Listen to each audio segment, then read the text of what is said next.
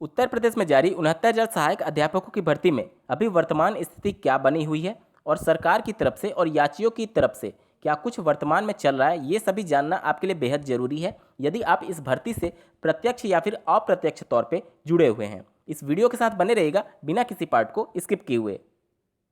आगे बढ़ने से पहले मैं आप लोग को याद दिला दूं कि यदि आप इस चैनल पर नए हैं तो इसको सब्सक्राइब करते हुए बेल आइकन को प्रेस करना ना भूलें।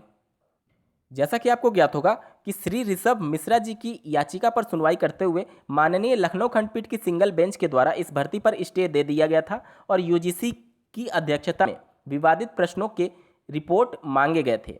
अब उसी स्टे पर भर्ती प्रक्रिया को सुचारू रूप से चलाने के लिए इसके खिलाफ एग्जाम रेगुलेटरी अथॉरिटी यानी कि परीक्षा नियामक प्राधिकारी कार्यालय द्वारा एक याचिका स्पेशल अपील के रूप में माननीय लखनऊ खंडपीठ की डबल बेंच में डाली गई है। और जैसा कि आपको ज्ञात होगा कि पहले ही उत्तर प्रदेश शासन के द्वारा प्रतिबद्धता जाहिर कर दी गई थी कि इस स्टे को हटाने के लिए वह माननीय लखनऊ खंडपीठ की डबल बेंच का दरवाजा खटखटाने जा रहे हैं।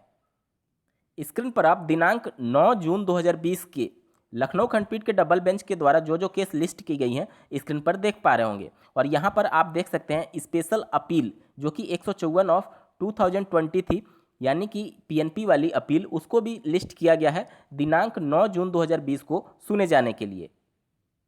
वहीं उत्तर प्रदेश के बेसिक शिक्षा मंत्री श्री सतीश द्विवेदी जी द्वारा एक इंटरव्यू में उन्होंने स्पष्ट कहा है कि इस भर्ती पर स्टे नहीं लगनी चाहिए, इस भर्ती को सुचारू रूप से चलनी चाहिए। और विवादित प्रश्नों के संदर्भ में उन्होंने कहा है कि अगर माननीय कोर्ट के द्वारा बाद में इस पर फैसला कैंडिडेट्स के फेवर में दिया जाता है और कॉमन नंबर अभ्यर्थियों को दिए जाते हैं और इससे अगर अभ्यर्थी सफल होते हैं तो उन अभ्यर्थियों को अलग से पद सृजित करके उनको मौके दिए जा सकते हैं। यानी कि 69,000 सहायक अध्यापकों की भर्ती में जो पहले लिस्ट जारी की गई थी लगभग 67,000 समथिंग कैंडिडेट्स की, वह सभी सेफ हैं। और अगर विवादित प्रश्नों के संदर्भ में पॉजिटिव रिस्पांस आता है माननीय कोर्ट की तरफ से तो जो अभ्यर्थी अब सफल होंगे उनके लिए अलग से फिर से वैकेंसीज या फिर कह लें कि जो पहले के पद रिक्त हैं उनसे ही उनको भरा जाएगा।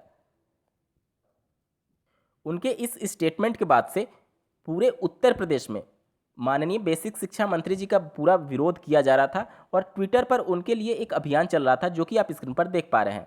हैशटैग सतीश द्विवेदी इस्तीफा दो, यहाँ पर आप देख सकते हैं ये नंबर 1 पे ट्रेंडिंग में था यूपी में। वहीं बात करें पूरे भारतवर्ष में तो पूरे भारतवर्ष में लगभग 1,20,000 ट्वीट्स के साथ ये 5वें नंबर पर ट्वीट ट्रेंडिंग सेक्शन पे आ रहा था। और अभी आप देखेंगे तो इस हैशटैग के साथ लगभग 2 लाख के आसपास ट्वीट्स हो चुके हैं। ये ट्वीट वो अभ्यर्थी कर रहे थे जो कि पिछली जो रिक्तियों से सीटें खाली थीं उनको इस भर्ती में शामिल करने का विरोध कर रहे हैं ताकि आगे नए पद सृजित हो पाएं और अगले बैच के लिए नए पद निकाले जा सकें। वहीं जो इस 69,000 सहायक अध्यापकों की भर्ती में अभ्यर्थी शामिल हुए हैं उनकी मांग ये है कि इसमें पद जोड़े जाने चाहिए जैसा कि माननीय बेसिक शिक्षा मंत्री जी ने स्टेटमेंट दिया है। और उन्हीं के सपोर्ट में अब वो अभ्यर्थी भी एक ट्विटर पर ट्रेंड चला रहे हैं जो कि आप स्क्रीन पर देख पा रहे हैं। हैशटैग सपोर्ट सतीश द्विवेदी 69 के।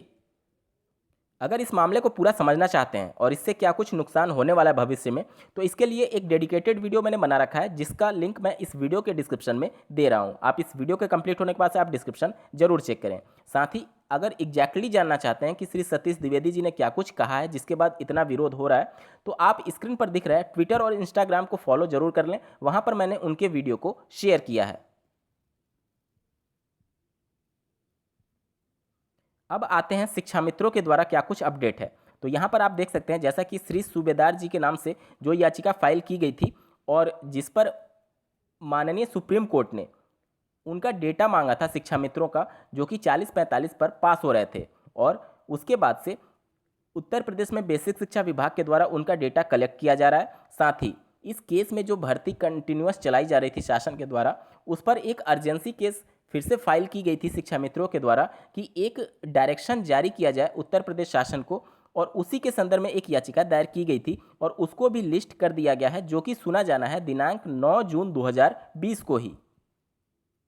वहीं माननीय कोर्ट में एक याचिका दायर की गई थी विवादित जो एप्लीकेशन करेक्शन की बात चल रही थी उसके संदर्भ में, तो यहाँ पर इसके द्वारा माननीय कोर्ट के द्वारा एक और अहम फैसला दिया गया है। और इस याचिका में ये कहा गया था कि इस याचिकाकर्ता के द्वारा एप्लीकेशन फॉर्म सबमिट करते समय इनके रोल नंबर भरते समय कुछ गड़बड़ी हो गई थी और उन्होंने माननीय कोर्ट से गुहार लगाई थी कि उनको काउंसलिंग कराने के बाद इस भर्ती में शामिल होने का मौका दिया जाए। इस केस की सुनवाई करने के बाद से माननीय कोर्ट ने यह टिप्पणी की कि इनको मर्सी के तौर पर इस भर्ती में शामिल किया जाना चाहिए।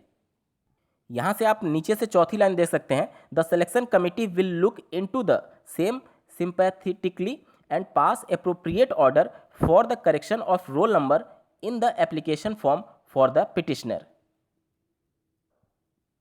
यानी कि माननीय कोर्ट ने आयोग से यह टिप्पणी की है कि सिंपैथी के तौर पे उनको इस भर्ती में शामिल किया जाए यदि उनके द्वारा सभी बेसिक जो रोल नंबर और संबंधित जो गड़बड़ियां हुई थी, अगर उनके संबंध में कोई पेपर्स या फिर जो डॉक्यूमेंट्स है वह सही से प्रस्तुत किए जाते हैं तो उनको इस भर्ती में शामिल किया जाना चाहिए। दोस्तों, यही सब कुछ महत्वपूर्ण मुद्दे थे जो कि इस भर्ती से संबंधित है। अगर आप इस भर्ती से संबंधित इंस्टेंट इन्फॉर्मेशन चाहते हैं तो इस स्क्रीन पर दिख रहे ट्विटर और इंस्टाग्राम के हैंडल को फॉलो करना ना भूलें। आज के वीडियो में बस इतना ही दोस्तों। ऐसे ही महत्वपूर्ण अपडेट्स के लिए बने रहें करियर बिट के इस चैनल के साथ। धन्यवाद।